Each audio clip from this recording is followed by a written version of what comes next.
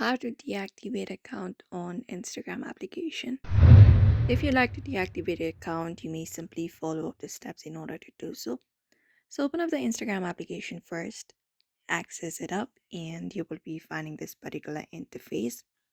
Now the next step you need to do is once you are logged in, look out for your profile in the bottom right corner and open it up.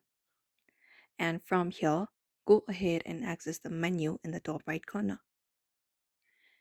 And once you access up the menu, you will be finding the settings available. Look out for Account Center and tap on it and open up your Account Center.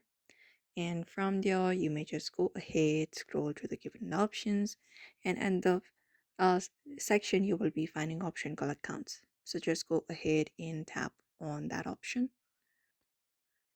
Or go ahead and find this option called Personal Details within Account Settings and tap on it.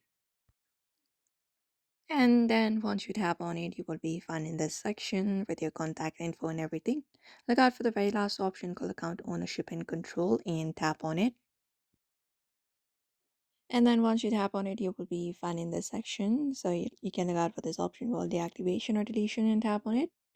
And then you will be taken to another page. Now select the account that you would like to deactivate, for example, my Instagram account. And once you find it up, you will be finding that section. You can select the first option called deactivate account and tap on continue. After that, you will be taken to another page. If you deactivate an Instagram account, your Threads account will also be deactivated. So just tap on continue and head over with the process. And once everything is completed, for security reasons, you just need to go ahead and enter up your password to continue. After that, tap on continue and complete up and select the reason why you would like to do so. And that will basically deactivate your account for some temporary days. So this is how you basically deactivate your Instagram account on Instagram. So I hope this video was helpful. Give it a thumbs up and subscribe for more tips and tutorials.